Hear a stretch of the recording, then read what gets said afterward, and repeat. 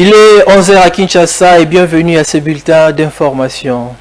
Le président de la Confédération helvétique Alain Berset est en visite en République démocratique du Congo depuis le mercredi 12 avril dernier.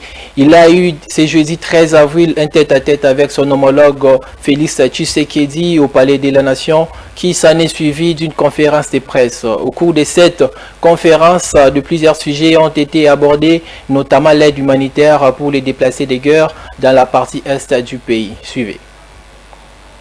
Et je crois que cette visite s'inscrit naturellement dans un cadre d'excellentes relations bilatérales que nous avons, mais aussi dans un cadre de relations multilatérales dans un monde relativement chahuté, avec beaucoup d'enjeux pour nos pays, pour le système multilatéral et évidemment avec la situation que vous avez mentionné dans l'est du pays, une préoccupation aussi que nous souhaitons porter jusqu'au Conseil de sécurité lors de la présidence de la Suisse en mai de cette année, parce que nous avons placé le principal débat que nous allons mener dans ce cadre-là sous l'angle de la protection des populations civiles.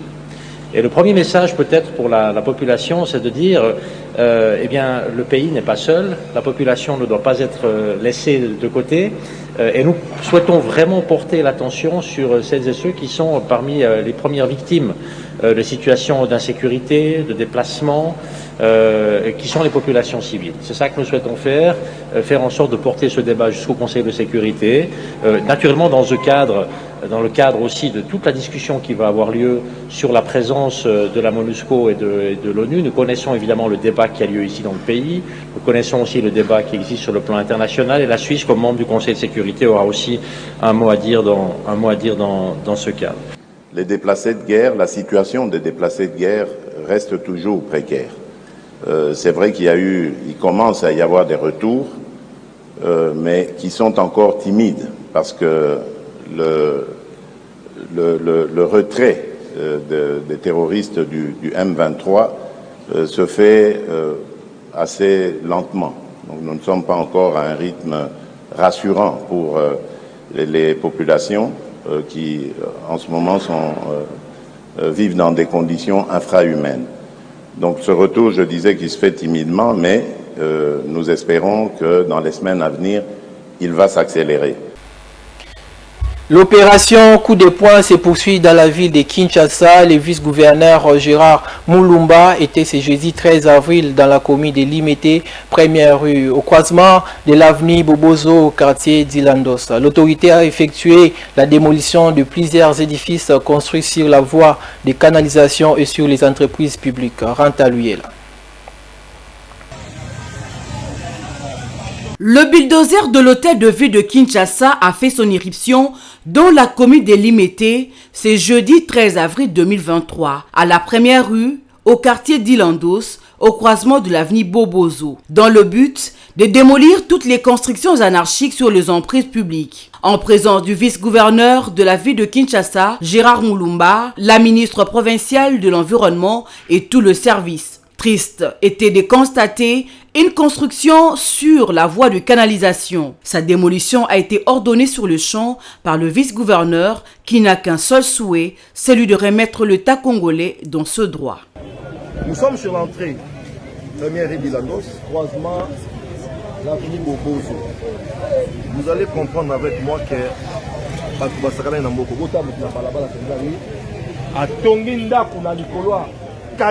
et puis à part d'un niveau, à il faut toujours mettre l'État droit naïf. Droit l'État zali angai, il y a bino, il y a population congolaise. Surtout si tu m'as kamabouyi, mon commission au fond de ton fan, tout le monde n'a pas aidé, peut-être que Tongi n'a pas aidé.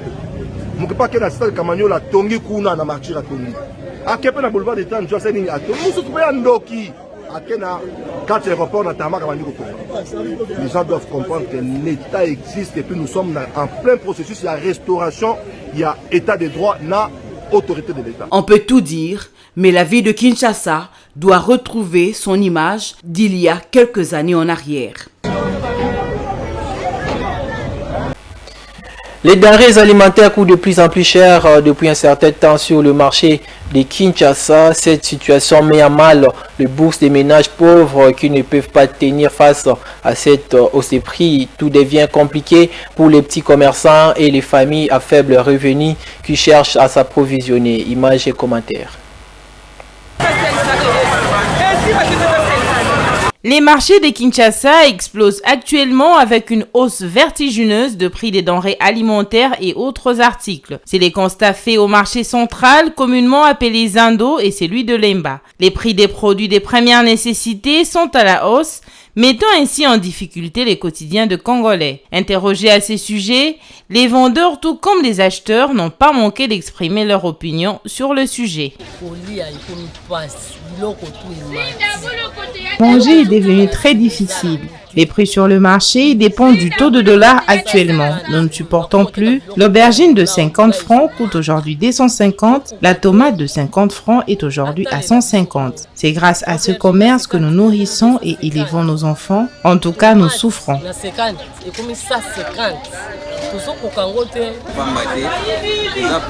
S'il y a hausse des prix sur le marché, ce n'est pas pour rien. C'est à cause du taux des dollars. Même quand tu te rends sur les marchés pour faire des achats, tout est calculé en fonction des dollars.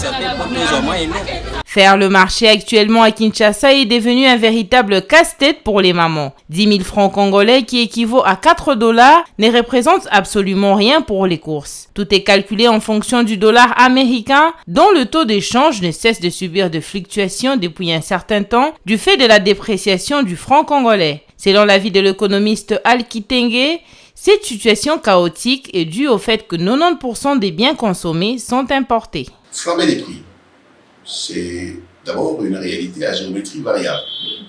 Pour les biens de première nécessité, entre la Gombe et Makala, les prix sont différents. Entre Kinshasa et Lubumbashi, les prix sont différents. Entre le milieu rural et les milieux urbains, les prix sont encore très différents. Ce que nous achetons en milieu urbain n'est pas ce que les gens achètent en milieu rural. Ce qu'il faut faire, c'est ce que Félix-Antoine Tshisekedi a fait lors de la crise Covid-19, lorsque les frontières ont été fermées. Acheter localement, stimuler la production locale, mettre de l'intelligence sur la chaîne agro-pastorale, faire en sorte que nous devenions une économie intégrée et pas une économie extravertie. Le gouvernement congolais est vivement attendu sur cette piste pour booster l'économie congolaise et faire accroître la production locale. La population espère que les autorités mettront en œuvre de nouvelles stratégies afin d'améliorer la situation sociale des Congolais, surtout pour les produits de première nécessité. L'érosion Lalou au quartier d'Elvo dans la commune d'Ngalema continue sa progression. Elle a déjà emporté plus de 300 ménages à son actif. Les restes des habitants de ces coins craignent les pires, surtout en cette saison pluvieuse. Ils ont lancé un appel aux autorités de s'impliquer car cette érosion va atteindre la route de Matadi qui est d'un intérêt capital. Joséil Massiala et Deo Chilombo. C'est la fin de ce bulletin d'information. Bonne suite des programmes sur Manziko Télévision.